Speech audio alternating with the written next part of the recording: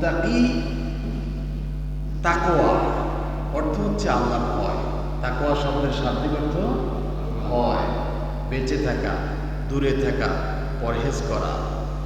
আর যেই ব্যক্তির ভিতরে ভয় আছে তাকে আরবিতে বলা হয় মুত্তাকি। তাকে কি বলা হয়? মুত্তাকি বলা হয়।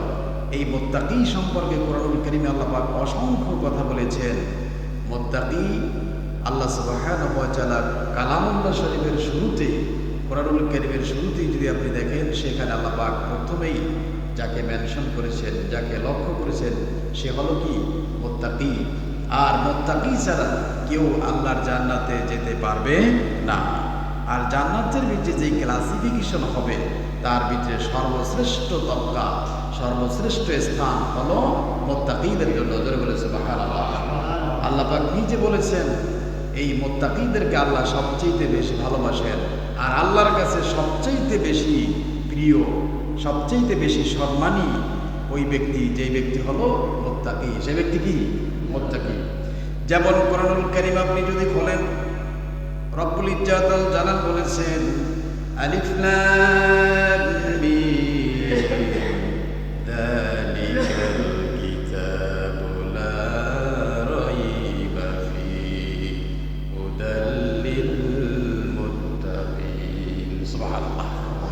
আল্লাহ পাক বলছেন যালিকাল কিতাব, there is no doubt in this holy Quran, এটি এমন একটি কিতাব যার ভিতরে কোনো সন্দেহ নয়, সংশয় নেই, কোনো ভুল নাই। আল্লাহ পাক বলছেন হুদাল লিল মুত্তাকিন, মুত্তাকিনদের জন্য পথ প্রদর্শক। বলে সুবহানাল্লাহ। মুত্তাকি হতেই হবে, মুত্তাকি হতেই হবে, এটা আল্লাহ পাকের হুকুম। কার হুকুম?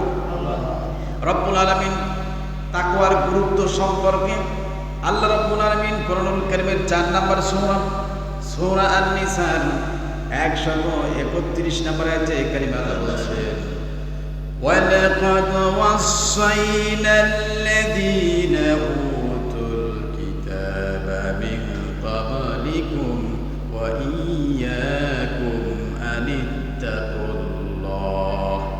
আল্লাহ পাক বলেন পৃথিবীতে যত আহলে কিতাব আছে সমস্ত লোকদেরকে, মানুষদেরকে আল্লাহ নসিহত করেছেন, উপদেশ দিয়েছেন যে তোমরা বেঁচে থাকো সমস্ত গুনাহ থেকে, আর আল্লাহ রাব্বুল আলামিনকে ভয় করো। জোরে বলে সুবহানাল্লাহ। কাকে ভয় করতে হবে?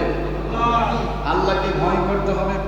রব্বুল আলামিন আরো সুন্দর করে বলেছেন কোরআনুল কারীমের 3 নম্বর সূরা, সূরা আল ইমরানের 102 নম্বর আয়াতে কারিমা আল্লাহ বলছেন ইয়া আইয়ুহাল্লাযীনা আমানুত্তাকুল্লাহা হাক্কা তুকাতি।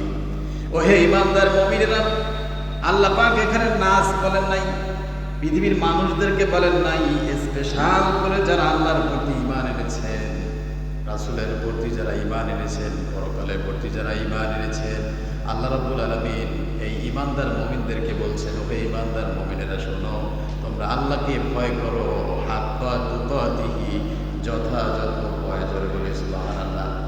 আপনি যদি নামাজের ক্ষেত্রে আল্লাহকে ভয় করেন, ব্যবসার ক্ষেত্রে যদি আল্লাহকে ভয় না করেন, আপনি হজের ক্ষেত্রে আল্লাহকে ভয় করেন, আবার মানুষের সাথে লেনদেনের ক্ষেত্রে আল্লাহকে যদি ভয় না করেন, আবার আপনি বিবাহ শাদীর ক্ষেত্রে যদি আল্লাহকে ভয় না করেন, মানুষের হকের ব্যাপারে যদি আল্লাহকে ভয় না করেন, আপনি যদি যাকাতের ব্যাপারে শুধুমাত্র আল্লাহকে ভয় করেন, নামাজের ব্যাপারে ভয় করেন, রোজার ব্যাপারে ভয় করেন, আর কোনো হুকুম আহকামের ক্ষেত্রে যদি আপনি আল্লাহকে ভয় না করেন, তাহলে আপনি কখনো মুত্তাকি হতে পারবেন না। এই জন্য আল্লাহ পাক বলছেন হাক্কা তুকাতিহি, যথাযথ ভয় করতে হবে। রাতের অন্ধকারে নয়, দিনের আলোতে নয়, যেখানে যে অবস্থায় থাকুন না কেন, সদা সর্বদাই আল্লাহর ভয় যার দিলে থাকবে সেই হবে মুত্তাকি। জোরে বলে সুবহানাল্লাহ।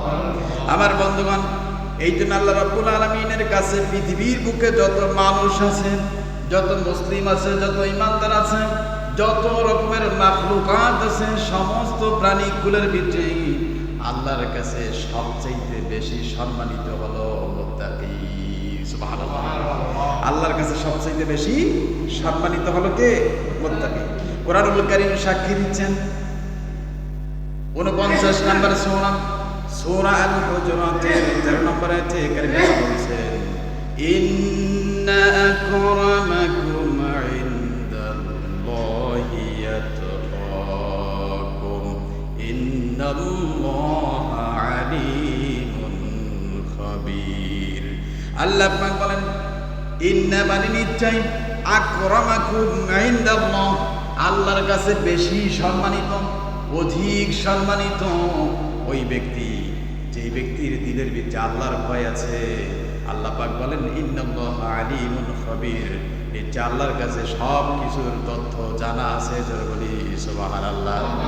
আপনি লেবাসে সূরাতে পরহেজগারি দেখালেন, কিন্তু আমানতের ক্ষেত্রে, ব্যবসা বাণিজ্যের ক্ষেত্রে, লেনদেনের ক্ষেত্রে, পরের হকের ব্যাপারে এই ক্ষেত্রে আপনি পরহেজ করলেন না, মুত্তাকি হলেন না। আল্লাহ পাক বলছেন ইন্নাল্লাহা নিশ্চয় আল্লাহ তাআলা আলিমুন খাবীর সব কিছুই তিনি জানেন, সব কিছুই তিনি জানেন। তার কাছে কোনো জিনিস গোপন নয়। আপনার অন্তরে কি বলে, আপনার বিবেকে কি বলে, আপনার আকলে কি বলে, আল্লাহ পাক বলেন আল্লাহু আলিমুম বিযাতিস সুদূর সমস্ত কিছুই আল্লাহ রাব্বুল আলামিনের কাছে জানা। যারা বলে সুবহানাল্লাহ। এবার তাকওয়া আল্লাহর হাবিব সাল্লাল্লাহু আলাইহি ওয়াসাল্লাম তিনবার বলেছেন আত-তাকওয়া হাহুনা, আত-তাকওয়া হাহুনা, আত-তাকওয়া হাহুনা।